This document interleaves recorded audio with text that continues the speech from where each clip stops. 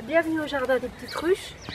Aujourd'hui j'ai envie de vous présenter particulièrement les plantes vivaces qui sont très intéressantes au jardin parce qu'elles peuvent couvrir des espaces, principalement des espaces à l'ombre. Donc on va découvrir un géranium, une petite consoude, il y a le liard aussi, les pumidiums qui sont intéressants. Donc je vais vous faire découvrir ces plantes. Elles sont très faciles à multiplier, on va voir comment faire. Alors ici c'est une des meilleures plantes couvre-sol qui s'appelle Géranium macrorhizome. Géranium à grosses racines. Il est très facile à multiplier. Il suffit simplement de prélever. Voilà, on va prélever un rhizome. Voilà, un rhizome. Et ça va redonner une nouvelle plante. Voilà, j'ai trouvé mon endroit pour replanter ce géranium macrorhizome. Je vais simplement faire une petite place là dans la terre. Voilà. Donc ce géranium à grosses racines, macrorhizome, avec ses petits bourgeons ici. Donc on va simplement faire une petite tranchée comme ça dans la terre. Une petite gouttière. On va installer la plante à plat comme ça. Et on va reboucher. Voilà.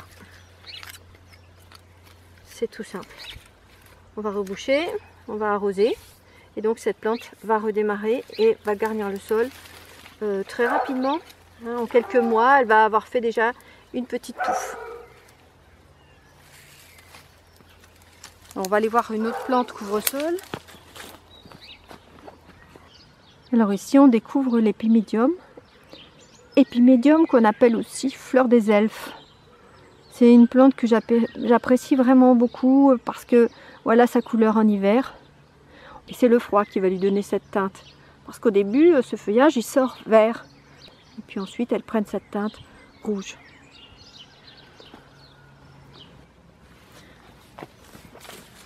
Alors on va découvrir ici une autre plante que j'affectionne tout particulièrement pour couvrir des grands espaces. C'est la petite consoude ou Symphytum grandiflorum.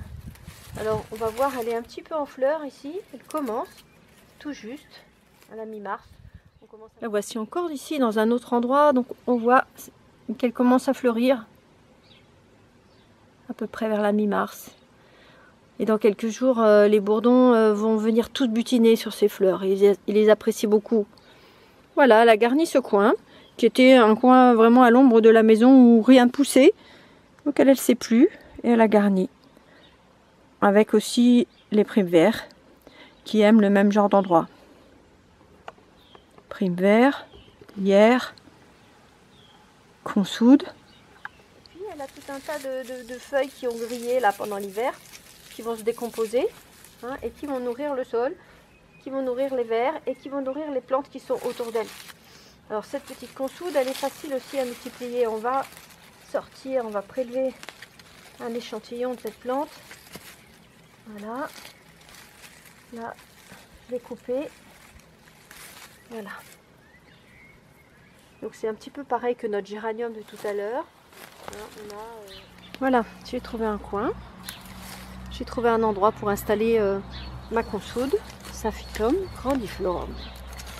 J'ai trouvé simplement un endroit où je vais pouvoir l'insérer. Comme tout à l'heure, juste une petite tranchée.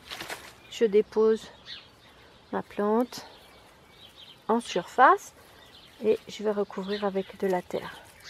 Voilà. Sans tasser, c'est pas la peine de tasser trop. Et ensuite un arrosage pour maintenir bien la petite touffe à l'humidité le temps qu'elle fasse quelques racines. Et après elle est partie. Voilà, on va regarder à côté. Il y en a d'autres que j'avais installées un petit peu avant. Voilà, ici par exemple, une petite touffe de consoude que j'ai installée il y a quelques mois de la même façon.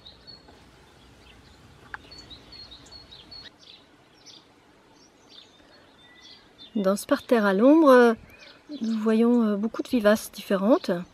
Alors en premier plan ici, des monnaies du pape Et puis en second plan, les pulmonaires.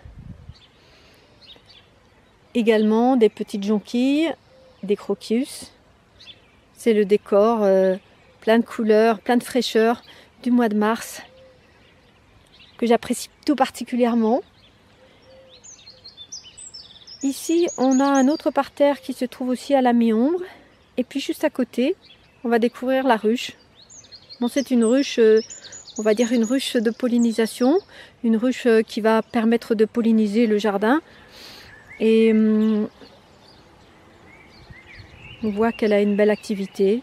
Les abeilles s'activent à rentrer du pollen, à redémarrer un petit peu la colonie.